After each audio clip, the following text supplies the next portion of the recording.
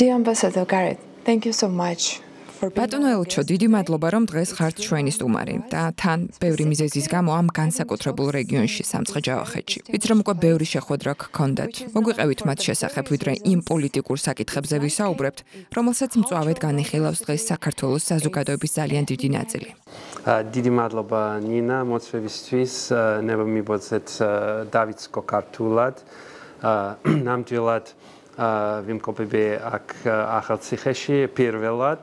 მიუხედავად იმისა, რომ ბოლო 25 წლის განმავლობაში ვესტუმრები საქართველოს და საკმაოდ კარგად ვიცი საქართველოს, მაგრამ ეს ჩემთვის ახალი გამოცდილება არის და ძალიან მომეწონა და ვესტუმრე რაბათის ციხე და ეს რატომ მნიშვნელოვანია, იმიტომ რომ მომავალ კვირას დაიწყება პირდაპირ ფრენა ლონდონიდან თბილისში და ჩვენ ველოდებით ახალ ნაკადს, ბრიტანელი ტურისტების ნაკადს და მე მინდა გავაკეთო პატარა რეკლამას, რათა ბრიტანელებმა ჰქონდეს ინფორმაცია არ მხოლოდ თბილისზე, მაგრამ ყველა საქართველოსზე და კარგი ამინდია, კარგი ხასიათი ვარ და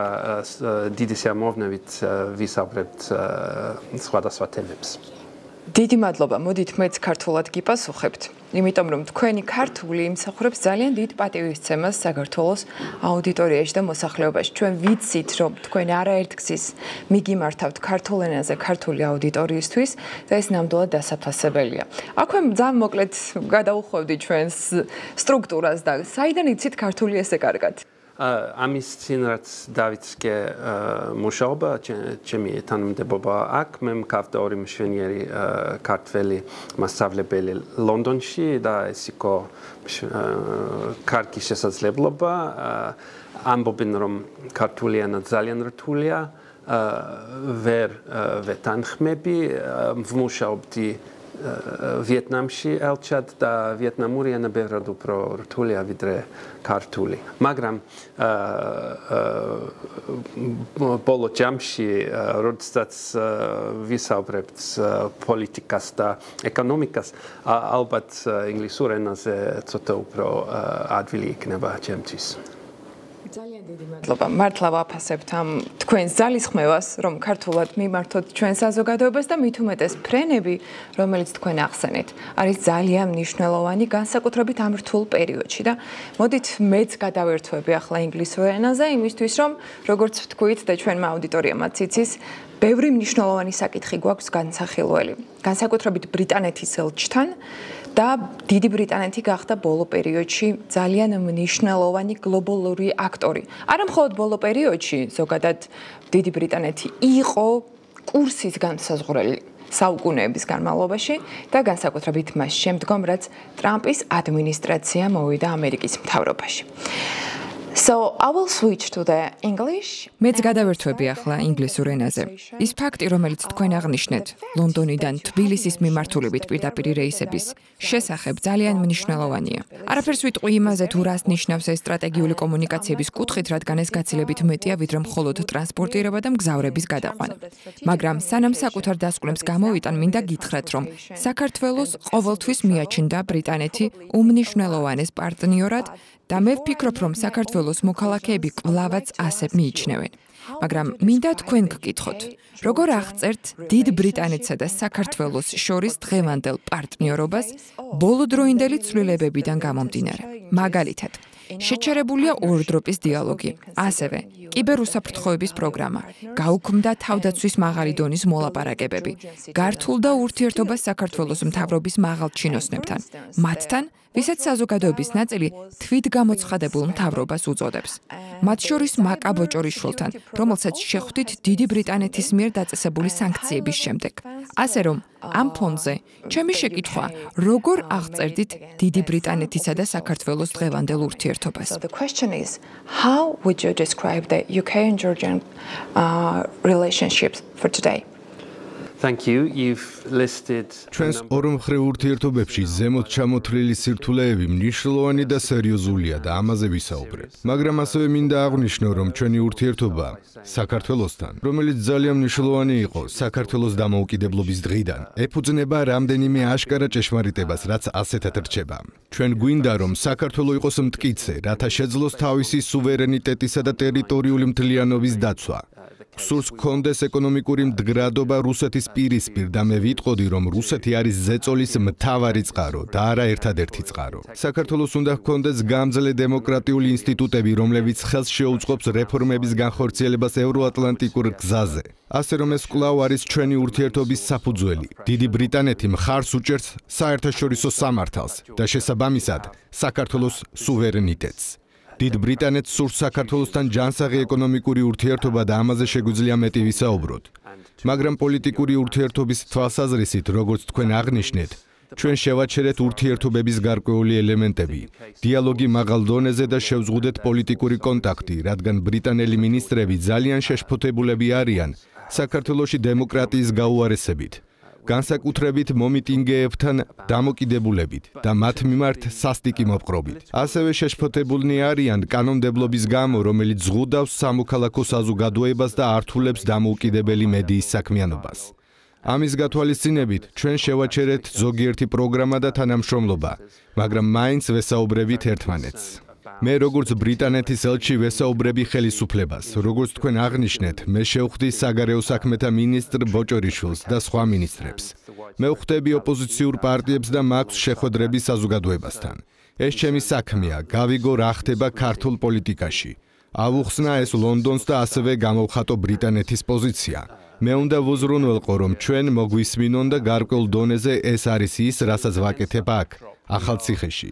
დღეს მქონდა შეხვედრები სამცხე-ჯავახეთის გუბერნატორთან და ქალაქის მერთან. ასევე შევხვდი სამოქალაქო საზოგადოების ორგანიზაციებს სხვადასხვა პერსპექტივის მოსასმენად. რომ შევაჯამოთ, ჩვენ გვაქვს გარკვეული გამოწვევები ორმხრივ პოლიტიკურ ურთიერთობაში. გარკვეულწილად შეშფოთებულები ვართ საქართველოში დემოკრატიის გზიდან გადახრასთან დაკავშირებით, მაგრამ გვინდა ვისაუბროთ და ვიმუშაოთ ამ გამოწვევებზე და გვინდა რომ საქართველოში დემოკრატია აღდგეს. გვინდა რომ საქართველოს ეკონომიკა წარმატებული იყოს.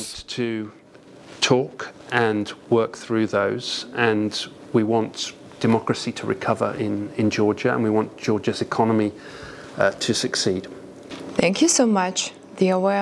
დიდი მადლობა. არის რამდენიმე მნიშვნელოვანი საკითხი, რომელიც მინდა გამოვყო. ერთ-ერთი არის ის, რომ მოლაპარაკებებისთვის საჭიროა ორივე მხარეს ჰქონდეს ლაპარაკის სურვილი.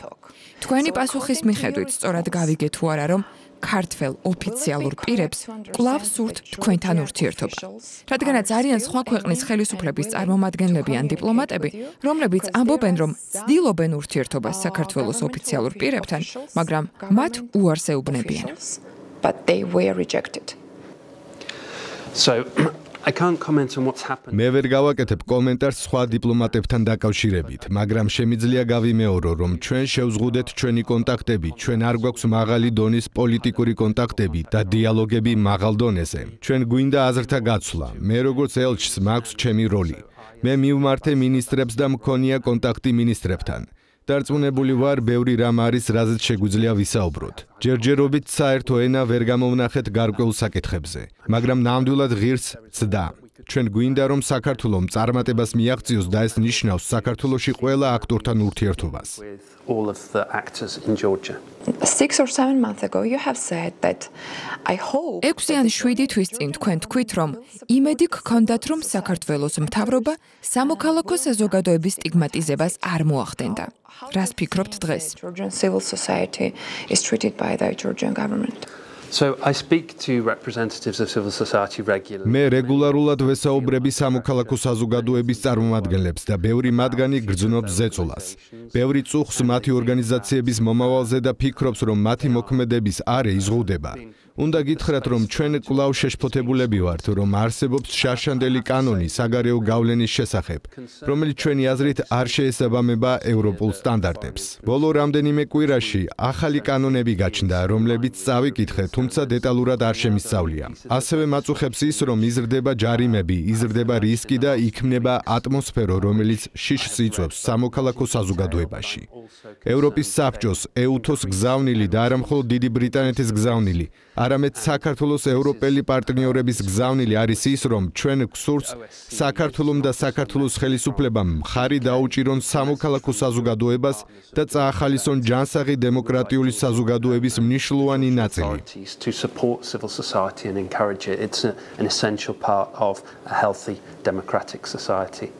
We're going to come back to the role of UK which was დავუბრუნდეთ დიდი ბრიტანეთის როლს, რომელიც მნიშვნელოვანია არა მხოლოდ დღეს, არამედ მე-20 საუკუნის დასაწყისიდან და არა მარტო საქართველოსთვის, არამედ ზოგადად სამხრეთ კავკასიისთვის.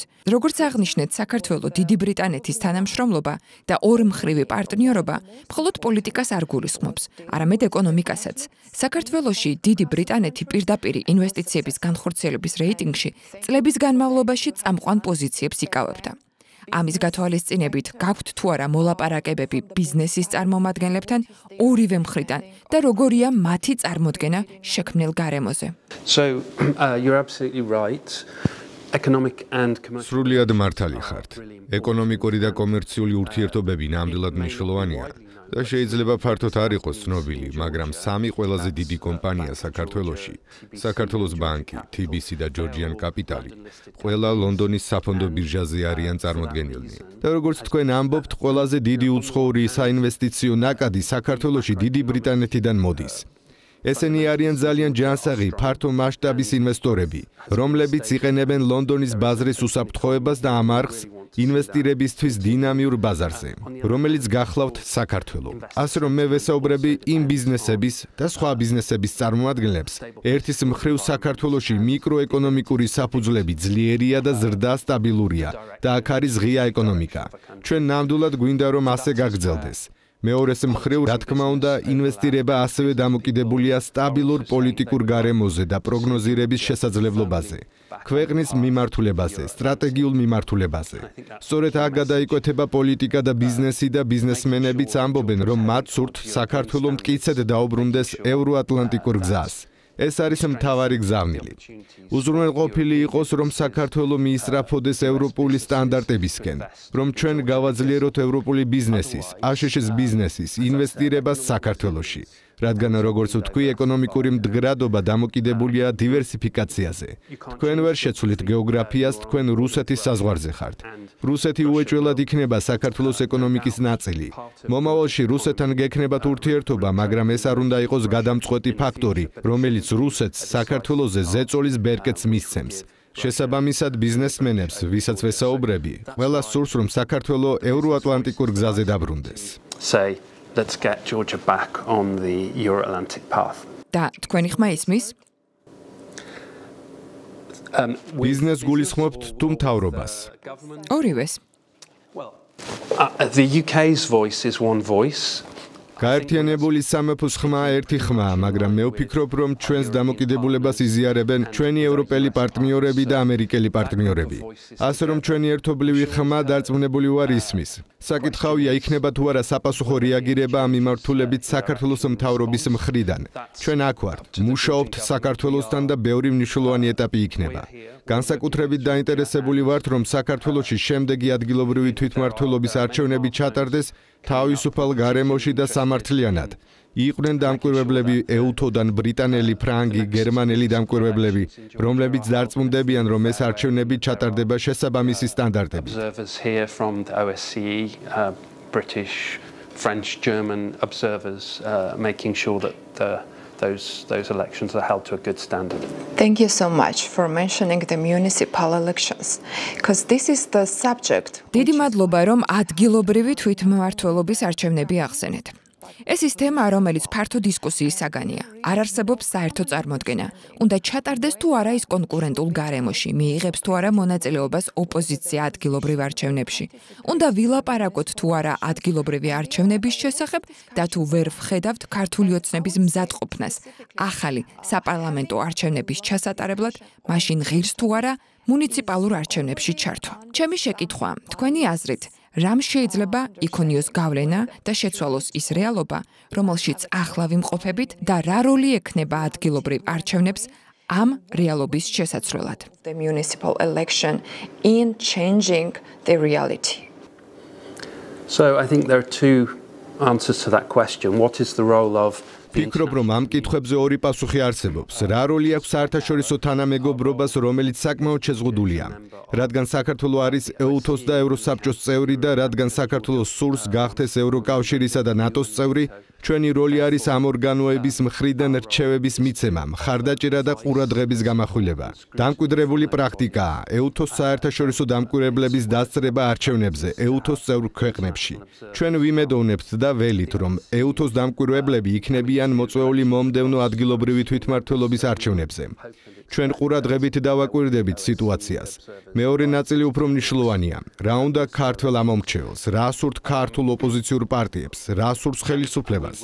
ეს ჩემი გადასაწყვეტი არ არის და მე ვერ დავარწმუნებ ამომრჩევლებს ან ოპოზიციას, ან მთავრობას მონაწილეობა მიიღონ თუ არა, ან როგორ მიიღონ მონაწილეობა არჩევნებში. მაგრამ მე ვიტყოდი, რომ დემოკრატია და მრავალპარტიული დემოკრატია დაფუძნებული არჩევნებზე და არჩევნებში მონაწილეობა საშუალებას აძლევს ხალხს მისი ხმა ყურად იღონ. ასე რომ ზოგადი გზავნილი ყოველთვის იქნება, რომ ამომრჩევლებმა მიიღონ მონაწილეობა, ხმა მისცენ, რომ მათი ხმა შეისმინონ. პოლიტიკურმა პარტიებმა მონაწილეობა მიიღონ და მათი პოლიტიკა აუხსნან საზოგადოებას. Participate, explain your policies to the public.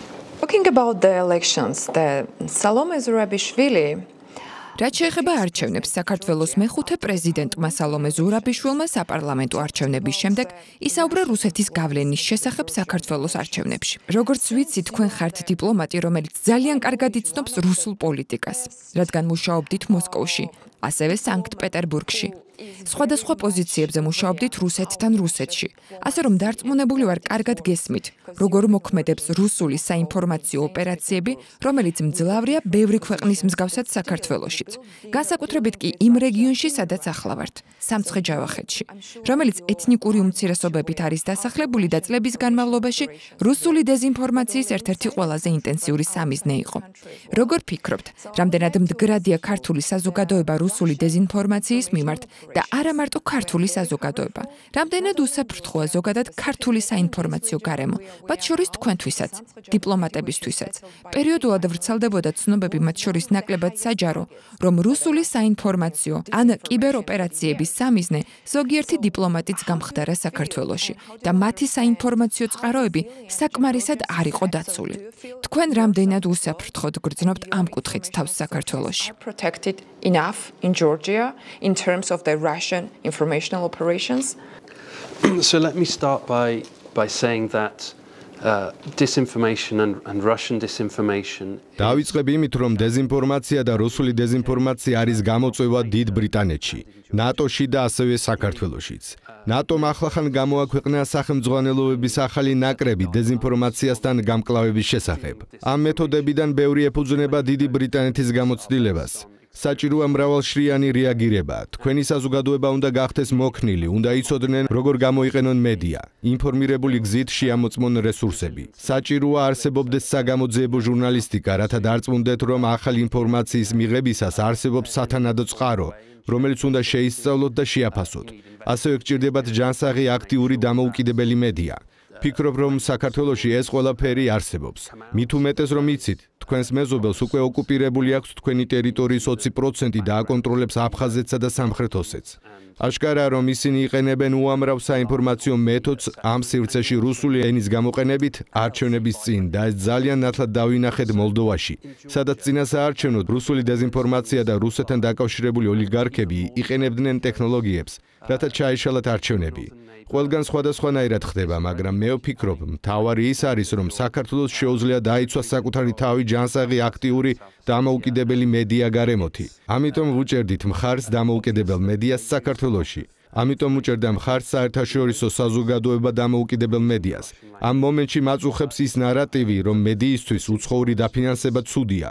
ბოლო 2 წლის განმავლობაში რუსეთიდან მოდის ტოტალური დეზინფორმაცია საქართველოში ბრიტანეთის საელჩოს შესახებ, რომელიც ცდილობს დაგვარწმუნოს, რომ ჩვენ წინ ვწევთ ამა თუ იმ თემას საქართველოში. But there was the sub-question regarding the cyber security as well. შეკითხვა ასევე გულისხმობდა კიბერუსაფრთხოებას და კომუნიკაციების დაცულ ხაზებსაც. და ვინაიდან საქართველოსა და დიდ ბრიტანეთს შორის კიბერუსაფრთხოების კონკრეტული პროგრამა ახლა შეწყვეტილია, მინდა კიბერუსაფრთხოებაზეც მიპასუხოთ. Just I would like to ask you about the cyber security as well. So cyber security of course is essential. სულ ახლახანს ვაწარმოებდით წრთნებს, რათა დავხმარებოდით ქართულ კომპანიებს ეფექტურ რეაგირებაში კიბერშეტევების დროს. ჩვენ გვქონდა ხანგრძლივი თანამშრომლობა საქართველოს მთავრობასთან კიბერუსაფრთხოების სფეროში.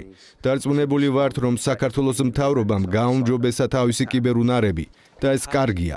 მაგრამ როგორც თქვენ თქვით, ამ ეტაპზე, როდესაც ჩვენ შეშფოთებულები ვართ დემოკრატიის მიმართულების ცვლით საქართველოში და გვინდა დავინახოთ დემოკრატიული უკუსვლის დასასრული, ჩვენ შევაჩერეთ მუშაობა.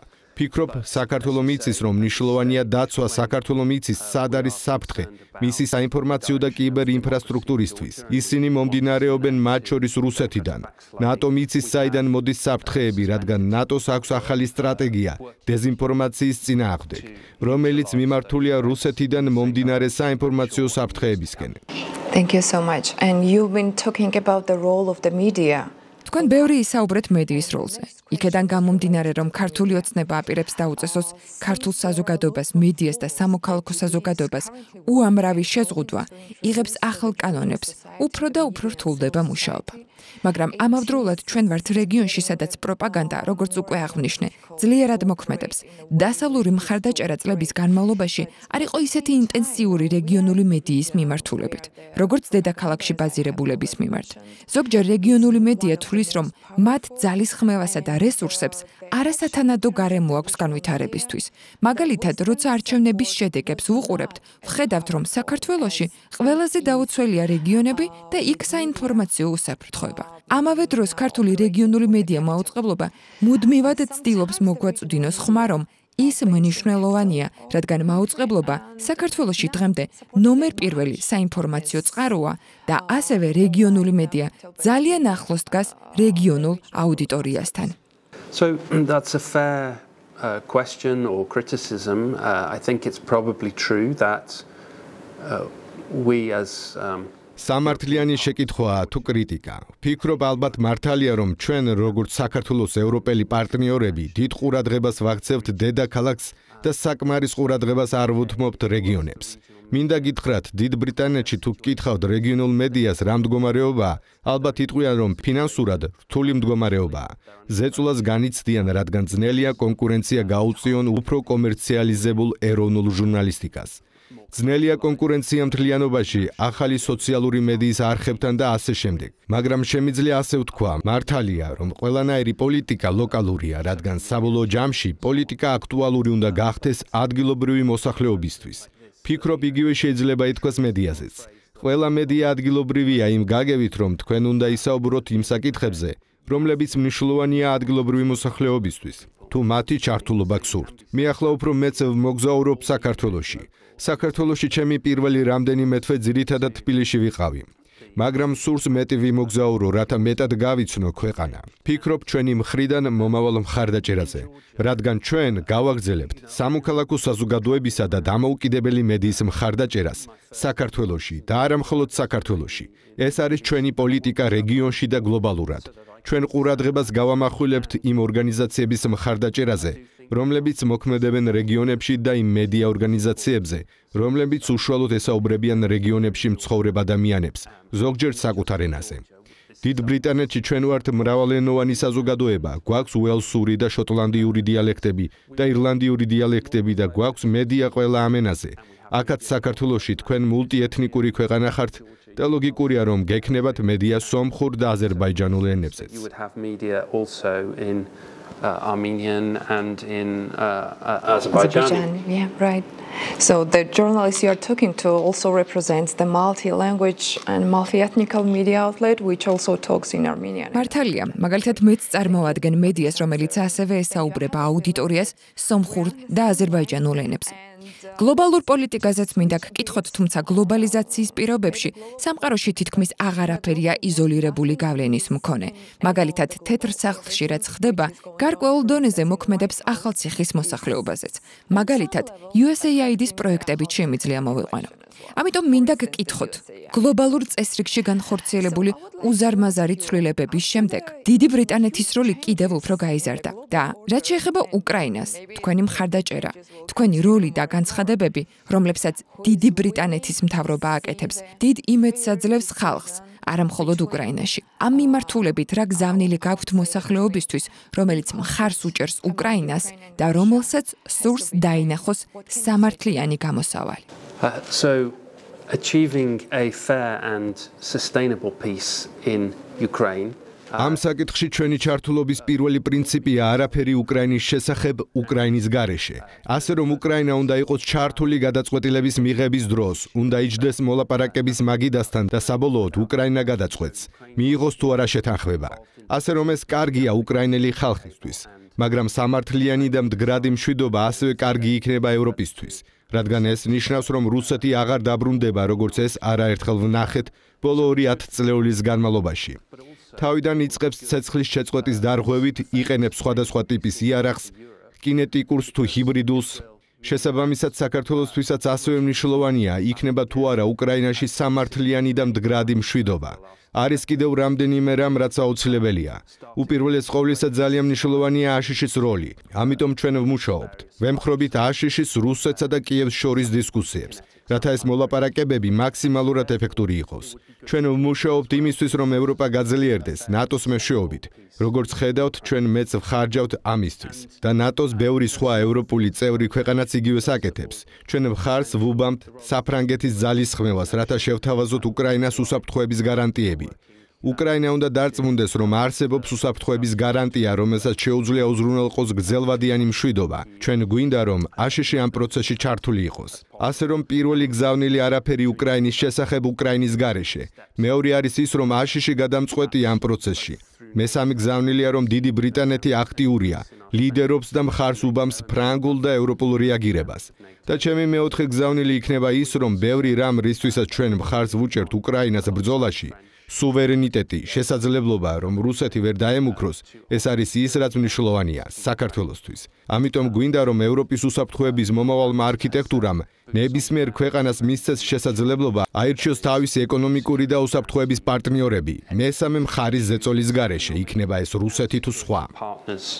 Without pressure from a third party, whether that's Russia or someone else. Thank you so much. You actually ჩვენი ინტერვიუს დასასრულს მინდა გკითხოთ ნატოსა და ნატო-საქართველოს ურთიერთობებზე, რადგან დიდი ბრიტანეთი რუმინეთის საელჩოსთან ერთად ნატოს ოფიციალური საკონტაქტო საელჩოებია საქართველოში. როგორი იქნება ნატოს-საქართველოს ურთიერთობა იმ მოცემულობის გათვალისწინებით, რაზეც დღეს უკვე ვისაუბრეთ. have already discussed for today. So as you mentioned, UK and Romania are contact point embassies for. როგორც თქვენ აღნიშნეთ, დიდი ბრიტანეთი და რუმინეთი არიან ნატოს საკონტაქტო საელჩოები აქ საქართველოში. ჩვენ ვიყავით საქართველოს ნატოში ინტეგრაციის ძლიერი მხარდაჭერები ბოლო 15 წლის განმავლობაში. ფიქრობ, რაც ამ მომენტში ცხადი არის ის, რომ ნატო იცავს თავის მოკავშირეებს, მაგრამ ის ასევე ითვალისწინებს ღირებულებებს. ჩვენ გქონდა მკაფიო მსჯელობა საქართველოს ხელისუფლებასთან, რომ დემოკრატია, კანონის უზენაესობა და ადამიანის უფლებები მნიშვნელოვანია ნატოსთვისაც.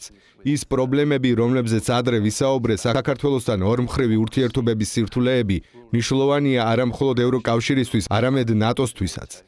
ასევე უნდა ვთქვათ, რომ ნატოს აქვს საქართველოსთან აქტივობის სპეციალური პროგრამა. საქართველოს-ნატოს სპეციალური პროგრამა, SNGP.